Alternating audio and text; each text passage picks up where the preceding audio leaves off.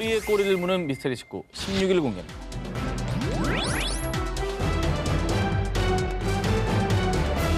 혹시 두 기자님 일본 도쿄역에 가보신 적 있습니까? 가봤죠. 엄청 크잖아요, 그죠? 도쿄역이요. 하루에 열차 출도착 횟수가 약 3,000회, 하루 이용객이 약 140만 명, 지상, 지하, 신칸센 포함해서 총 30개 라인이 있어서 일본 철도의 심장부로 불리는 곳입니다. 이번 특종은요. 수많은 인파로 북적이는 도쿄역에서 발견된 미스터리한 가방에 대한 얘기입니다. 2015년 5월 31일 일본 도쿄역의 수화물 보관소 한 직원이 한 달간 주인이 나타나지 않은 노란색 여행용 가방 속을 확인했습니다. 그런데 가방 속에 든 것은 다름 아닌 시신이었습니다. 해당 가방은 약 한 달 전인 4월 26일 도쿄역 마루노우치 출구 방향에 잠기지 않은 물품 보관함에서 발견됐습니다. 이후 가방은 수화물 보관소로 옮겨졌고 보관 기한인 한 달이 지나도 주인이 나타나지 않자 한 직원이 가방 속에 단서가 있나 싶어서 열어서 확인했던 거죠. 야, 근데 진짜 간이 크다. 그렇게 사람 많이 오가는 그곳에 그걸 들고 나타나다니. CCTV도 엄청 많을 텐데. 그러니까. 뭔 생각이지? 분명히 찍혔을 것 같은데. 경찰은 해당 시신의 신원 확인과 범인 수색을 위해 CCTV 영상 분석에 돌입한다고 전해졌고요. 특히 조사를 통해 가방 속 시신은 키가 약 140cm의 마른 체형의 틀니를 착용한 70에서 90대의 여성으로 추정됐습니다만 그러나 한 달간에 이미 시신의 부패가 진행된 상태로 시신의 신원 확인은 불가능했습니다. 그렇겠지.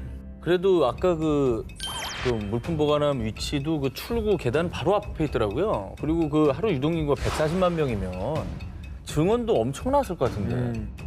그러나 용의자를 봤다는 유력한 목격자는 결국 나타나지 않았다고 합니다. 그래도 CCTV. 아, 요즘에 CCTV가 발달돼서 진짜 사람이 어디서 어디까지 가는지 다 추적돼 나오더라고요. 사건 해결의 마지막 희망 CCTV를 분석해 본 결과 4월 26일 오전 8시에서 9시경 노란 가방을 보관함에 넣는 한 남성을 포착. 거봐요. 됐네. 나왔네. 됐네. 하지만 근데 CCTV 영상 속 해당 남성의 신원 파악 역시 실패하며 왜? 끝내 이 사건은 미제로 남게 됐습니다. 근데 이제 만약에 이게 살인 사건이라면 시신을 찾기 힘든 인적이 드문 산이나 이제 강에 유기하는 게 굉장히 흔한 케이스인데. 그런데 대체 왜 누가 저렇게 큰 역 한가운데 있는 물품 보관함에 유기한 걸까요? 이런 의문은 들어요.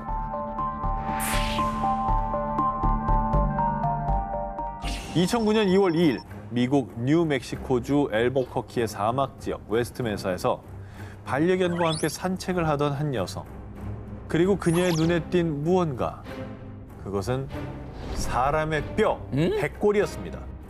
이 백골의 발견은 거대한 연쇄 살인 사건의 전모가 밝혀지는 시작에 불과했습니다.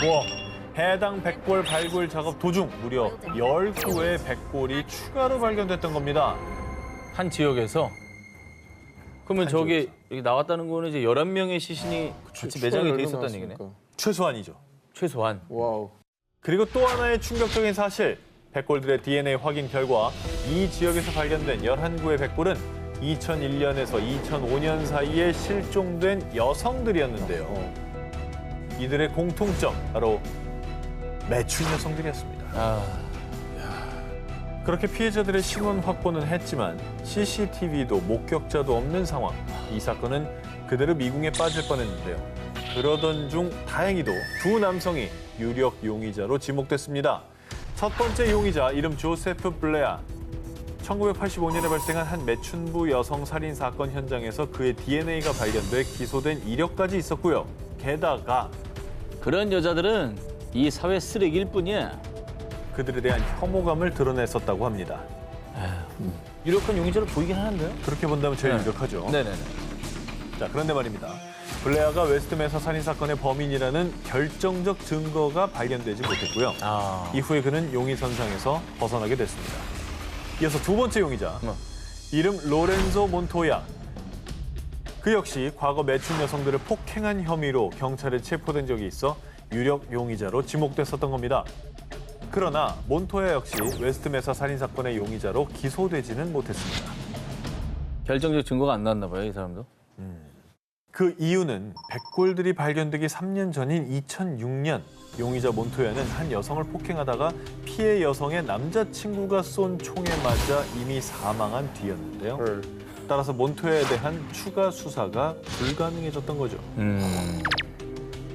결국 웨스트메사 살인 사건은 미스터리로 남고 말았는데요. 야, 그리고 이 사건이 미제 사건으로 남아 더 안타까운 이유. 웨스트메사 인근에서 실종된 또 다른 여성 6명의 행방이 여전히 밝혀지지 않았기 때문입니다. 꼬리에 꼬리를 무는 미스터리 19 13일을 공개합니다.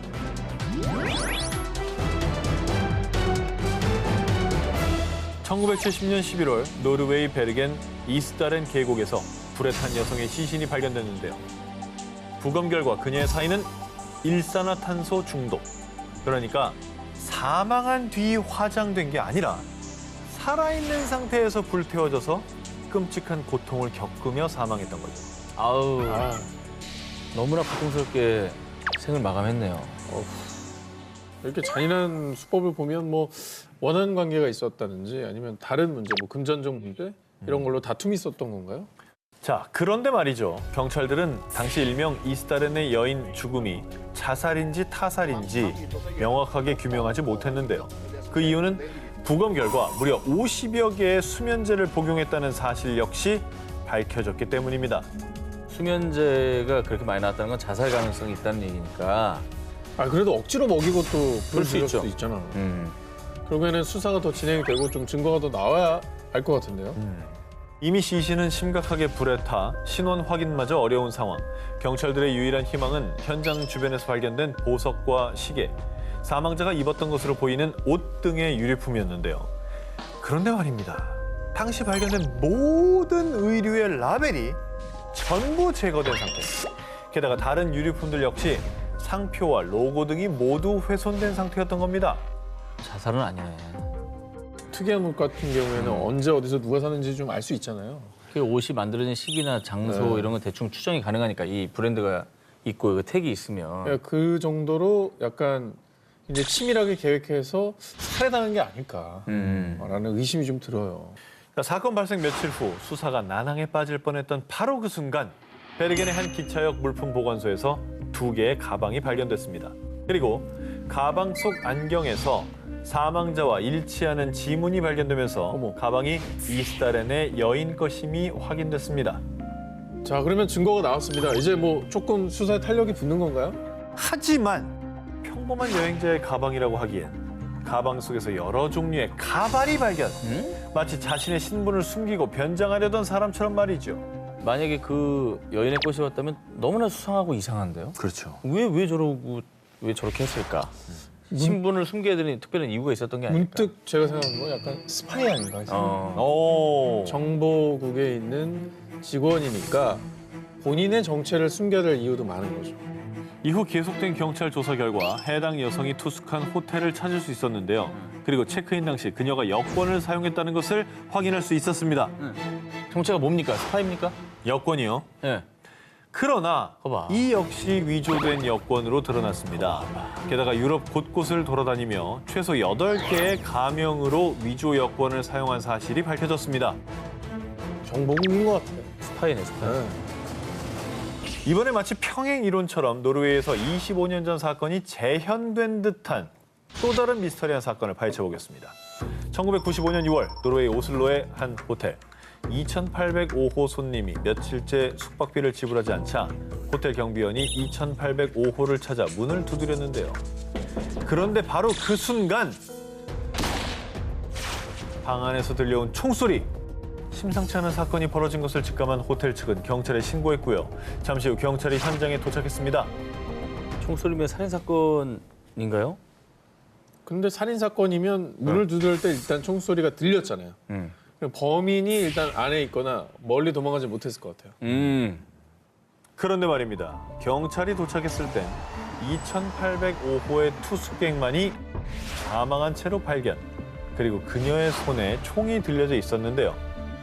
외부인의 침입 흔적이 없었다는 점에서 경찰은 그녀의 사인은 타살이 아닌 자살로 추정했습니다. 여러분, 제가 아까 이스타렌의 여인과 평행 이론이라고 말씀드렸죠. 지금부터 그 이유를 말씀드리겠습니다.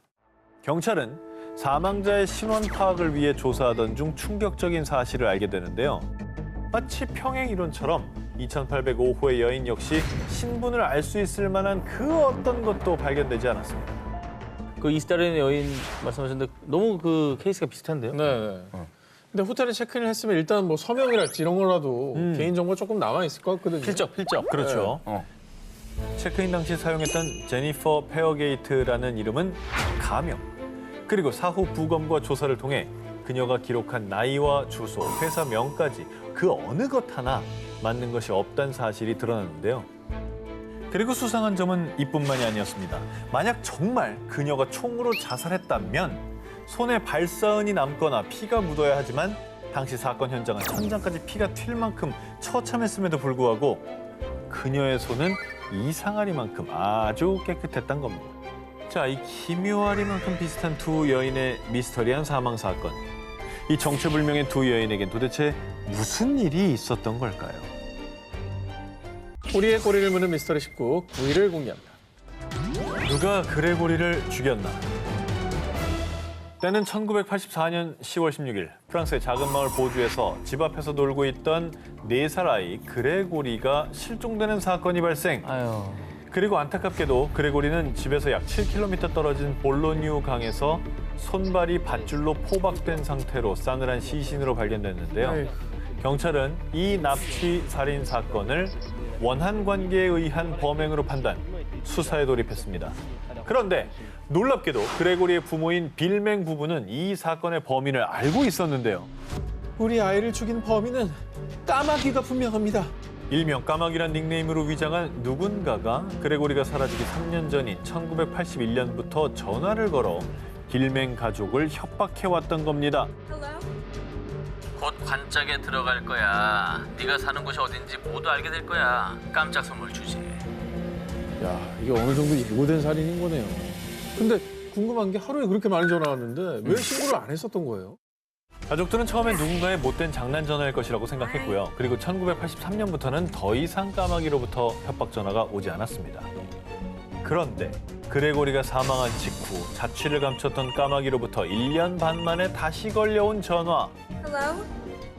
나는 소년을 납치해서 목졸라 죽였고 볼루뉴강에 던져버렸지. 그러면 이건 범행을 자백을 한 거네요. 그렇죠. 그러니까 까마귀가 범인이 맞았네요. 그 연락을 한동안 끊은 게 약간 방심하게 놔둔 것 같아요.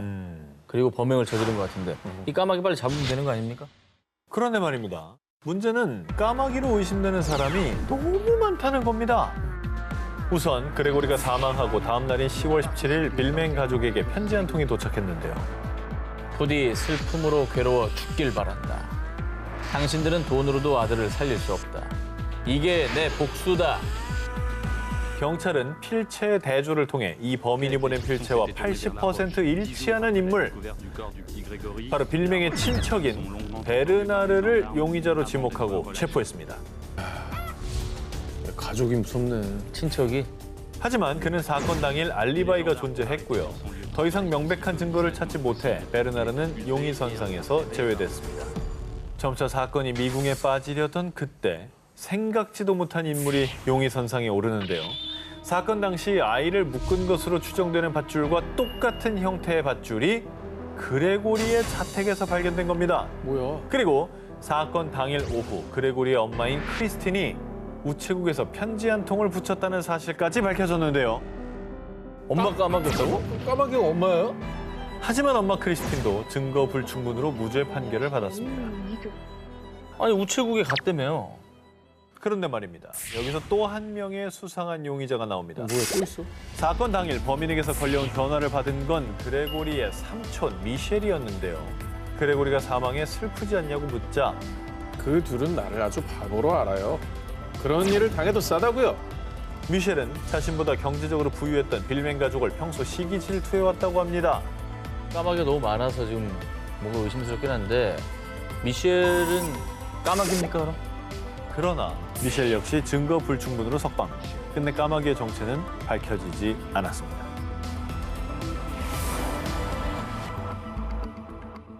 꼬리에 꼬리를 무는 미스터리 19 6위를 공개합니다. 오카야마 지하 호수 행방 불명 사건. 2008년 1월 5일 오후 6시 15분 일본의 오카야마 현의 한 경찰서로 걸려온 한 통의 전화. 히메사카 동굴 속 지하 호수에 사람이 빠졌다는 신고 전화였습니다. 신고자는 탐구 동아리 회원들로요. 그들은 동아리 회원 중 한 명인 나구라 유우키가 호수에 빠져 실종됐다고 설명했는데요. 오전 11시 30분 나구라를 포함한 5명의 회원들이 동굴 탐험을 시작했고 오후 2시쯤 동굴 속에 있던 지하 호수에서 수영을 하기 위해 들어간 나구라가 어느 순간 갑자기 사라졌다는 것이었는데요. 아 근데 아까 오후 6시 15분에 신고했다고 했잖아요. 오후 2시에 실종이 됐으면은 실종되고 신고하기까지가 한 4시간을 그냥 날린 거 아닙니까? 너무 오래 걸린 거 아니에요? 찜찜하죠. 네. 자, 그렇습니다. 동굴 입구와 사건이 발생한 지하 호수는 편도로 한 1시간 반 거리. 동아리 회원들이 오후 2시에 사고를 목격하고 신고를 위해 동굴 밖으로 나왔다고 하더라도 늦어도 4시쯤에 신고가 들어갔어야 되지만요. 그렇지. 이 2시간이 넘는 긴 공백이 있는 겁니다. 하지만 이 공백에 대해서 동아리 회원들은요. 아니, 거기 길이 워낙 험해서 헤매느라고 나오는데 오래 걸렸어요.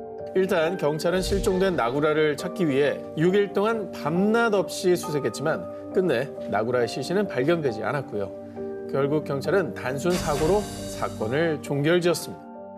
하지만 사건 이후에도 논란은 계속되었습니다.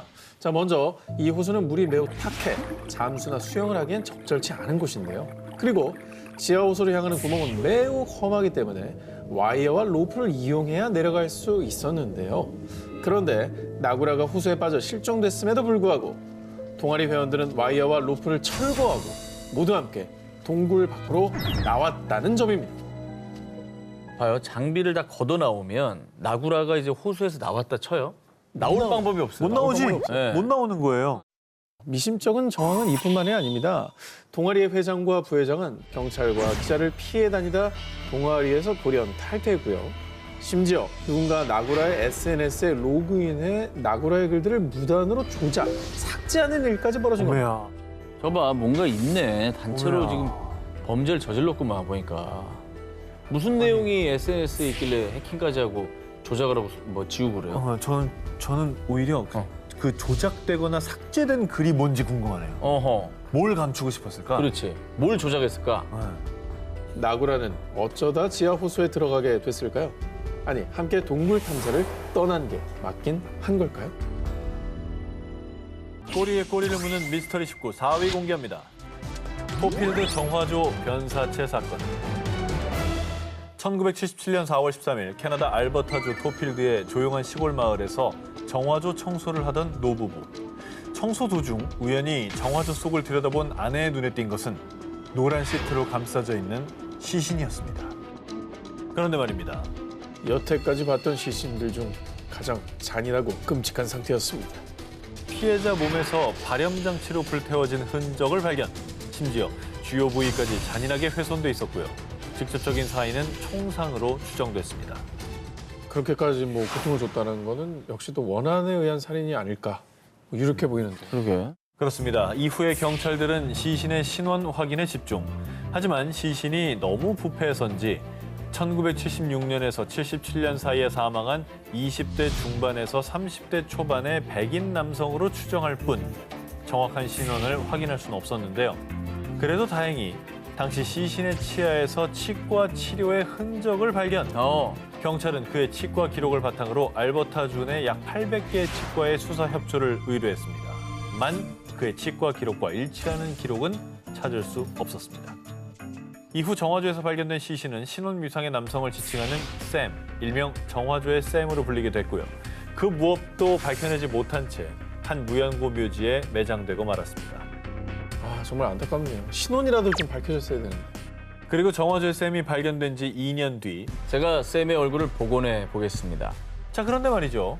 복원된 샘의 얼굴은 기존에 추정했던 백인 남성이 아닌 아프리카 원주민의 모습이었습니다. 뭐야? 그럼 수사 자체가 첫 단추가 잘못 끼워진 거 아닙니까? 그런 거죠. 과연 그는 어떤 이유로 잔혹한 모습으로 정화조에 유기됐던 걸까요?